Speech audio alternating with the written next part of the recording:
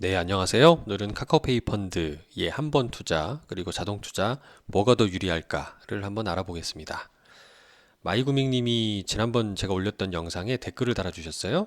카카오페이 펀드의 한 번 투자, 그리고 자동 투자 무슨 차이죠라는 영상에 둘 중 더 수익률이 좋은 건 굉장히 중요한 질문인데요. 한 번 투자인가, 자동 투자인가 똑같은가? 라는 질문을 주셨어요. 너무 좋은 질문 주셔서 다시 한번 감사하다는 말씀을 드립니다. 일단 자동 투자가 유리하다라는 국면을 먼저 좀 소개를 드려볼 건데요. 주식이나 펀드는 이제 가격, 그러니까 펀드는 기준 가격이라고 부르고 주식은 뭐 당연히 주식의 가격, 주가라고 부르죠. 일별로 이렇게 변동을 많이 해요. 오를 때도 있고 떨어질 때도 있습니다. 이렇게 떨어질 때 살 수 있으면 얼마나 좋을까요? 싸게 잡아서 비싸게 팔면 되니까요. 하지만 이걸 우리가 모른다는 게 핵심인 거잖아요. 그래서 그렇기 때문에 이럴 때는 자동 투자가 유리하다고 보셔야 됩니다. 그러니까 쉽게 말하면 증시가 불안불안해요. 계속 고점에서 놀고 있어서 갑자기 어느 날 주가가 이렇게 900원으로 푹 떨어졌다가 회복되는 경우를 볼 수 있다는 거죠. 이럴 때 한 번 투자하셨으면 얼마나 가슴을 졸일까요? 1000원에 살았다가 900원이 되면 갑자기 마이너스 10%된 거잖아요. 불안할 겁니다. 근데 자동 투자를 해놓으시면 요때 사고 요때 사고 요때 사고 요때 사고 900원에 사놓으면 어떤 일이 발생합니까? 900원과 1000원의 평균 가격만 따져도 한 950원 수준이니까 조금 요때 산 것까지 고려하면 한 960원이든 70원 사이 형성이 될 거예요. 그랬다가 나중에 최종적으로 1030원이 됐을 때 계좌를 열어보면 내 평균 가격은 한 번 투자했을 1000원대보다는 낮게 형성이 돼 있으니 상당히 유리하게 좋은 수익률을 거둘 가능성이 높다는 거죠. 즉 주가나 기준 가격이 이렇게 U자 형태로 빠졌다가 올라오는 모습을 그릴 때 한 번보단 자동 투자가 유리하다라는 것을 볼 수가 있습니다. 근데 반대로 한 번 투자가 유리한 경우는 그 반대 현상일 경우에요. 기준가나 주가가 이렇게 올라가다가 떨어질 수가 있죠.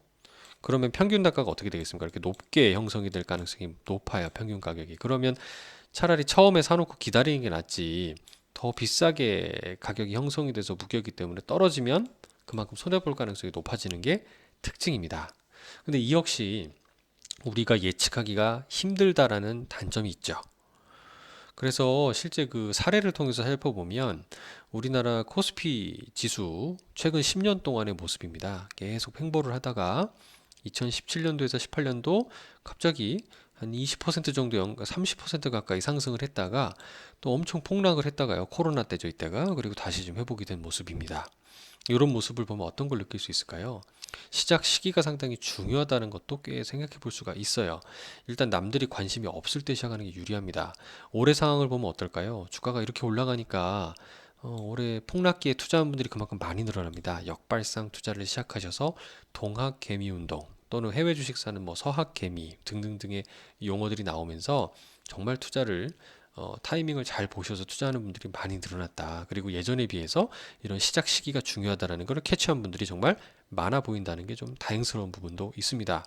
왜냐하면 2017년, 18년도에 제 주변에서는 고점기에 속말로 물렸던 분들이 되게 많았거든요. 이때 한 번 투자로 물렸던 분들은 어떨까요? 지금에서야 인제 원금 좀 회복이 돼서 한 20% 정도 수익이 나고 있는 거예요. 무려 기다린 건 얼마예요?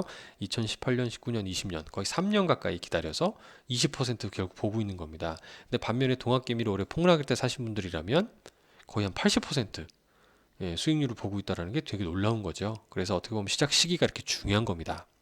하지만 지금 방금 말씀드린 것처럼 내가 고점기에 물렸다 하더라도 모으는 방법에 따라서 복구하는 방법은 다를 수 있어요. 예를 들어 내가 이때 물렸다 하더라도 한 번 투자로 기다리는 게 아니고 계속 자동 투자해서 모으고 있었다고 생각을 해보세요. 그러면 이때도 사고 이 폭락기에도 샀기 때문에 평균 단가가 어떻게 돼 있습니까? 중간쯤 형성이 돼 있겠죠. 이 정도의 형성이 돼 있으면 나중에 폭락했던 주가가 최근에 한 번 투자했을 때만큼 여기까지 상승하지 않고 네, 이 평균 단가 수준까지만 상승을 하더라도 원금이 회복되는 마법을 경험할 수 있다라는 게 장점인 겁니다. 그래서 내가 고점에 물릴 것 같고 잘 모르겠다 싶을 때는 자동 투자로 일단 시작하시는 것도 유리합니다. 그래서 뭐 구체적인 방법이라면 이런 것도 있겠죠. 내가 돈이 100만 원이 있어요. 예를 들어서 그러면 처음에 50만 원은 자동 투자로 나눠서 들어갑니다. 꾸준히 붓고 있다가 시장에 이렇게 쇼크가 발생해요. 코로나가 터질 수도 있고 중간중간 이렇게 쇼크가 많죠. 시장이 10%씩 하락하는 경우들이 종종 발생합니다. 이때는 20%씩 발생한 경우도 있고 이럴 때 어떻게 해요? 이때 시장에 쇼크가 오면 아까 절반이 남았잖아요. 그 남은 절반을 활용해 가지고 물타기를 하시는 게 방법이 될 수 있는 거죠. 만약에 5번 넣은 거예요. 50만 원을 5번 넣어서 50만 원 들어가 있는데 시장이 한 10% 폭락했습니다. 그러면은 다시 그때 남은 50만 원 헐어서 그때 물타기를 해서 투자를 하게 되면 평균 단가를 많이 낮추는 효과가 생길 수도 있겠죠.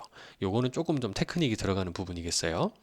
하여튼 이렇게 모으는 방법도 중요하다라는 게 꼭 생각해 보실 필요입니다. 그럼 지금 시장에서 가장 인기 있고 유튜브 방송에도 많이 나오는 것들이 뭐 나스닥에 투자하십시오 이런 거예요. 나스닥이 뭐 당연히 좋다라고 사람들의 인식을 할 수밖에 없어요. 똑같이 앞서 10년 코스피 보여드렸던 것 대비 나스닥에 10년간 투자를 했으면 무려 수익률이 450%, 그러니까 원금이 4배, 5배 가까이 되고 있는 모습이라는 거예요. 되게 놀랍지 않습니까? 엄청난 수익률을 보이고 있었죠. 근데 나스닥조차도 중간중간 이렇게 폭락하는 경우들이 적지 않습니다. 변동성이 적지 않기 때문에 마찬가지로 어떤 시기도 되게 중요한 거고요. 모으는 방법도 만약에 나스닥처럼 꾸준히 주구장창 상승한다 그러면은 굳이 분산할 필요가 있겠습니까? 그냥 모으면 됩니다. 근데 목돈으로 한 번에 모으면 중간중간 폭락하는 게 불안하니까 뭐 자동 투자해도 제가 볼 때 크게 손해날 게 없다. 계속 사드리면 되니까요. 그래서 저는 어떤 시장 및 자산에 투자하는지도 상당히 중요하다라는 말씀이 마무리로 드리는 말씀이에요.